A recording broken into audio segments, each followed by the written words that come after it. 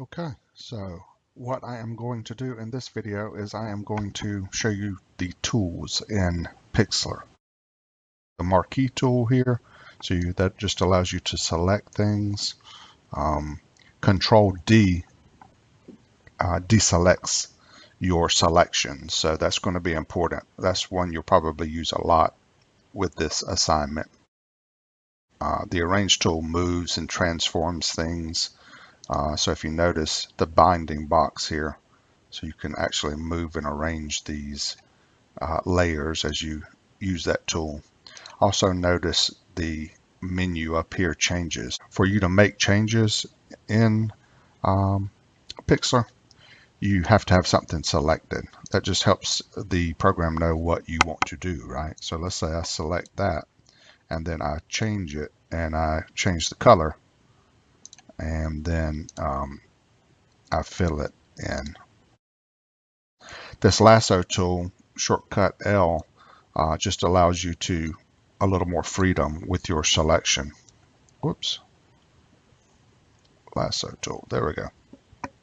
And you can notice up here that so this one's just a free, allows you to draw freely. So, I can make all sorts of different shapes with that. This one is a polygon tool. All right, so the Bezier tool, if that's how you say it, just allows you to work on curves. So again, these are just all, and they add, allow you to add to selections, to remove from selections. So just experiment and play around with it. It even allows you to feather selections. The wand tool, let me select this salamander picture here. I have this image up as well. This wand tool, W, allows you to click on flat background colors, like this white background here, and it selects the whole white background. See how well and easily that selected it? Let me do it again. It selected everything just with that click because it's all a similar value. So let's say I wanted to delete that background. So now it's deleted very quickly and easily. That is the wand tool. All right, so the crop tool allows you to crop things. I'm not going to go into that. I think you understand how that works. Okay, so I'm going to show you how to use this cutout mask.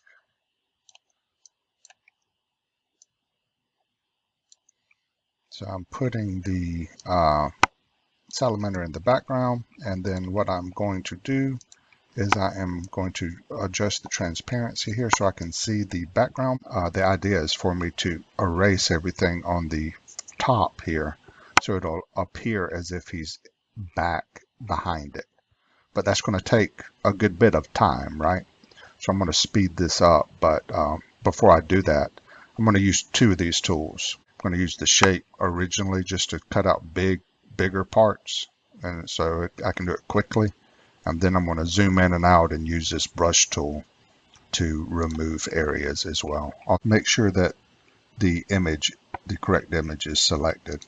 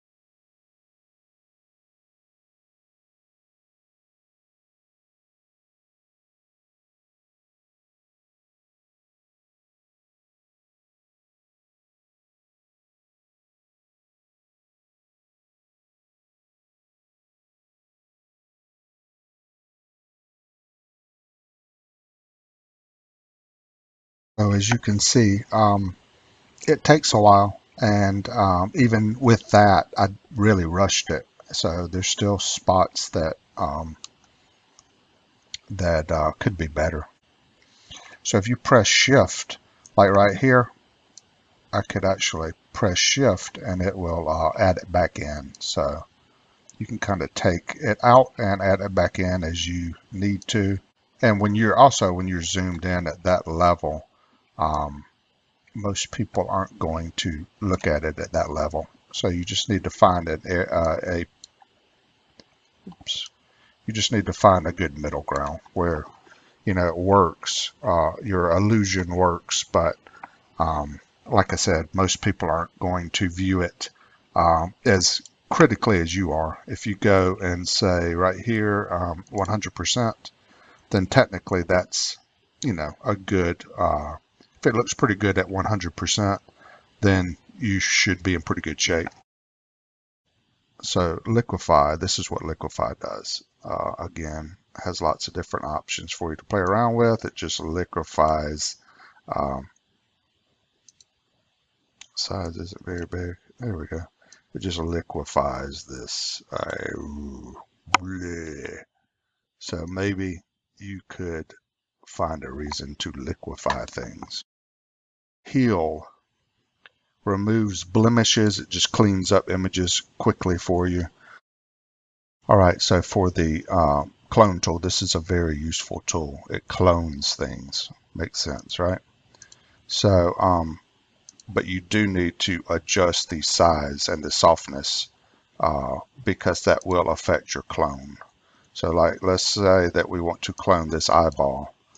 We need to get it roughly the size of that eyeball, right? I'm not holding Shift. I'm just holding Shift down to see kind of the size. I'm clicking, and then you just take it wherever you want to and you can clone it. So you could give it a third eye, right? So hold down Shift to clone an area and then move it to wherever you want it to clone and then clone it there. To blur, sharpen, smudge, I mean, makes sense. Blur, we'll just blur your area. Smudge, we'll smudge it. And sharpen is the opposite of blur. It'll make it sharper. Dodge and burn just makes areas light or dark. So choose whether you want to lighten or darken it. You can also even choose the different areas that you want to darken or sharpen. Sponge and color is very similar. It just deals with color instead of light and dark. Okay, so this is the color replace tool. This is a fan favorite here. So shortcut is A if you need to use that. So this real simply replaces one color with another color, right? And it requires a sequence that that you need to listen carefully to make it work properly. So you're going to hold down Control and click to choose the color. So yellow, and then you're going to go and you're going to choose the color that you want to replace it with. I just make mine really big, and then look, you can paint over it with that hard brush, a very large brush, quickly and change the color. So let me show you. So instead of, we chose yellow, right? I just did undo, chose yellow. Now I want to make it blue. Okay, we can make it blue. Now notice in the background it got some of this with the blue. I mean with the yellow, it's getting some of that brush. So you actually might want to make your brush, just stick close to this edge here. All right, also for the salamander, let's do it for the salamander just to show you how it works. All right, so we chose that color. It's a little different, not quite yellow. It's a little more neutral color. And let's say we want to make it green, like neon green. So see if that were, we changed all that and did all that and then put the salamander in the background, huge. It looks like some alien creature.